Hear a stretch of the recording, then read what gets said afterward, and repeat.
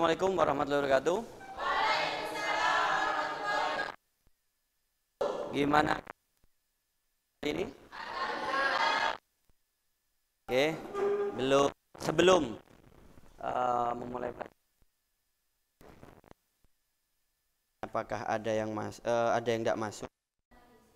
Ferdi mana Ferdi? Oh, Ferdi tidak ada.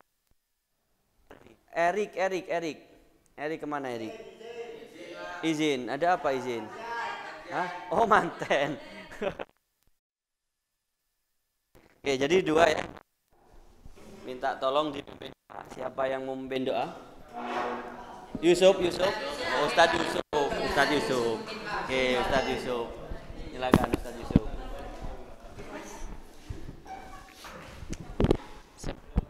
Memulai pelajaran pada siang hari ini, marilah kita berdoa dalam hati. Berdoa mulai. Berdoa selesai. Ya. Terima kasih ya. Ada yang masih ingat? Kemarin kita sudah membahas tentang apa? Ada nggak yang masih ingat? Ada?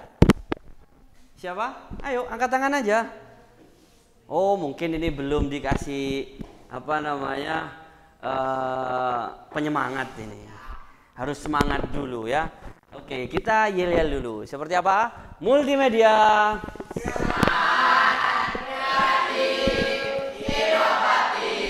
Nah, ini bensinnya ini. Mungkin belum dikasih semangat.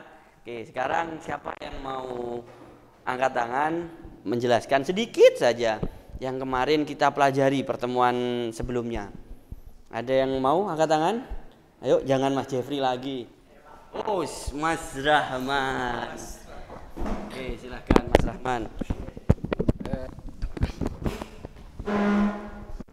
Segitiga exposure. Oke, kita kemarin sudah belajar tentang segitiga exposure. Ya. Terus ada shutter speed. Ada shutter speed yang pertama. Diafragma. Ada diafragma. ISO. Ada ISO. Apa itu shutter speed?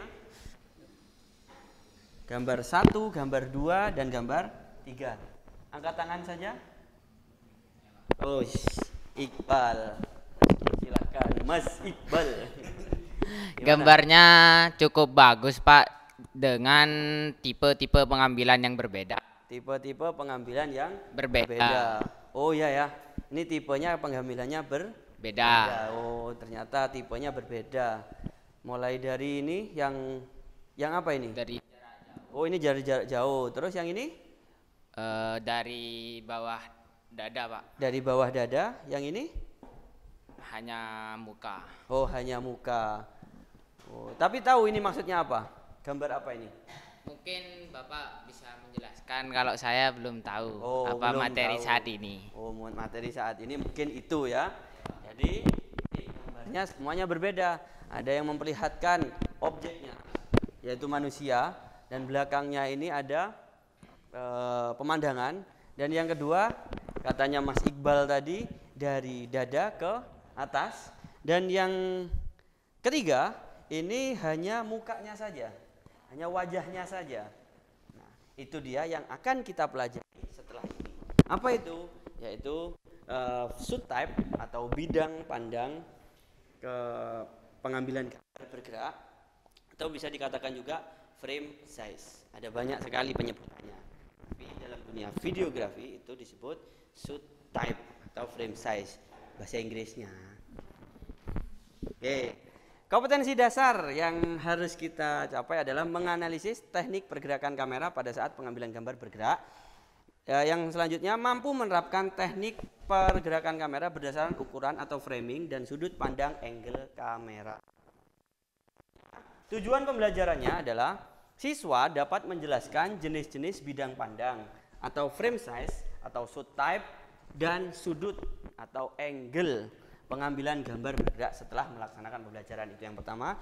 Yang kedua, siswa dapat menganalisis bidang pandang frame size pengambilan gambar bergerak dengan benar setelah melaksanakan pembelajaran.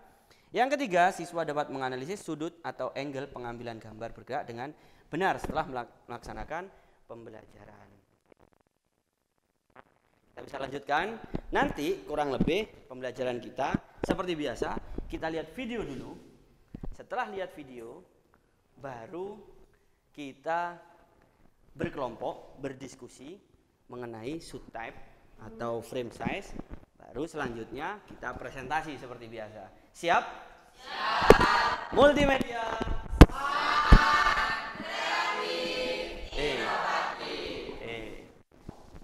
Kita lihat video terlebih dahulu.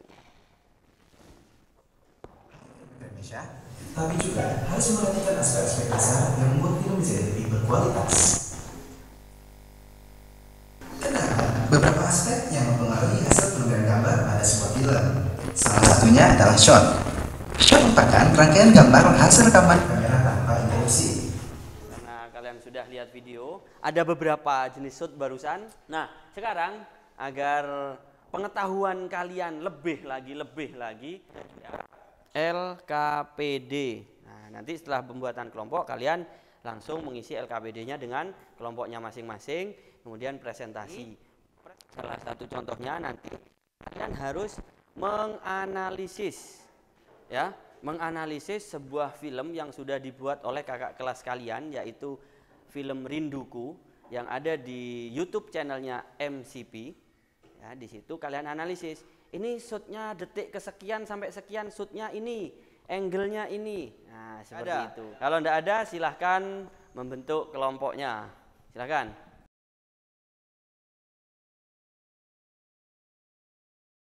Silahkan digunakan HP-nya. Ya. Untuk filmnya, silahkan di searching aja di YouTube. Ketikkan saja SMKN 1 Sampang Rindu. Ketemu ya? Ketemu? Di model saya ada? Ada. Oke. Ya. Ada kesulitan kan? Sedikit. Oh, sedikit. Yang mau itu apa? Kan di video bangkit itu di screenshot satu-satu terus dimasukin ke slide. Ya. Nah, pada video tersebut itu termasuk subtype apa gitu Pak, di situ yang bingung. Jadi harus baca pengertiannya dulu biar Terus, bisa. di situ ada pengertiannya kok. Ada contoh-contohnya di modul itu. Gimana filmnya menurutmu? Kan sudah lihat belum? Sudah. Yang mana? Yang Rinduku. Yang Rinduku. Ya, filmnya tuh sangat menyentuh, Pak. Oh, gitu. Ya, pas suasananya tuh Covid banget gitu. Oh, Pak. gitu. Terus kira-kira dari yang kamu lihat ya, apa sih hubungannya dengan apa namanya? Shoot type itu dengan film itu? Ya, tentang pengambilannya itu, Pak. Oh, tentang pengambilannya. Ya, pengambilannya terus shootnya kayak angle-nya gitu, Pak.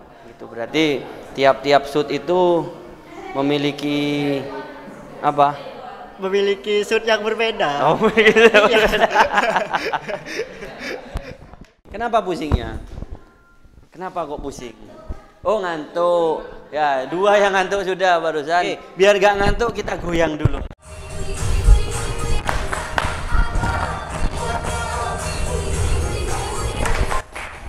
Oke, lebih cepat lagi.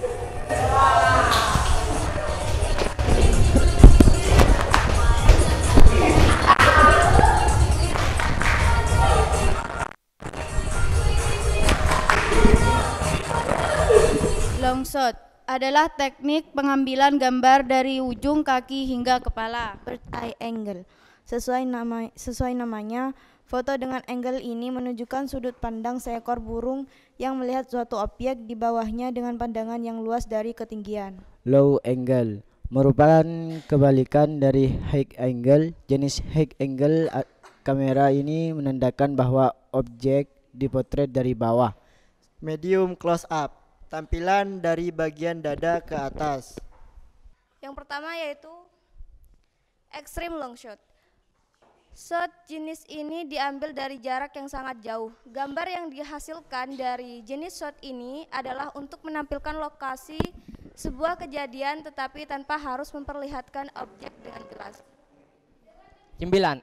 Extreme close up. Pengambilan gambar jenis ini bertujuan untuk memperlihatkan sebuah detail atau emosi dari objek, contohnya seperti hidung pemain, mata, bibir, atau bahkan ujung tumit dari sepatu.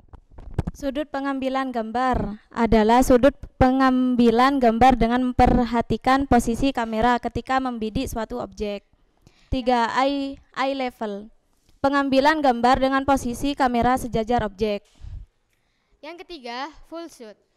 Full shoot adalah untuk lebih memperkenalkan subjek dan apa yang sedang dilakukannya. Close up adalah lebih menunjukkan detail ekspresi subjek.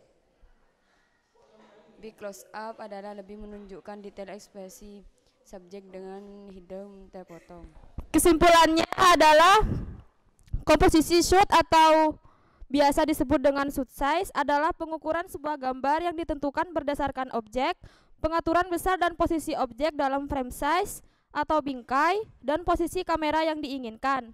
Kesimpulan dari materi kami di depan ini adalah dengan memahami dan mempelajari tentang frame size dan kamera angle, membuat video kita akan menjadi lebih bagus dan indah untuk ditonton. Jadi kesimpulan presentasi dari kelompok kami adalah setiap pengambilan dari sebuah foto dan video juga memiliki angle dan shoot types yang berbeda agar foto dan video tersebut terlihat bagus.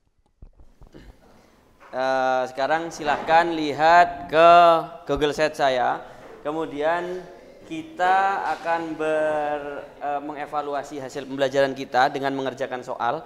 Silakan pilih teknik pergerakan kamera, kemudian pilih evaluasi P3.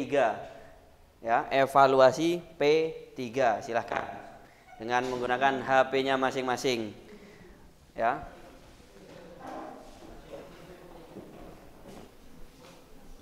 Waktunya hanya sekitar tidak sampai 10 menit ya.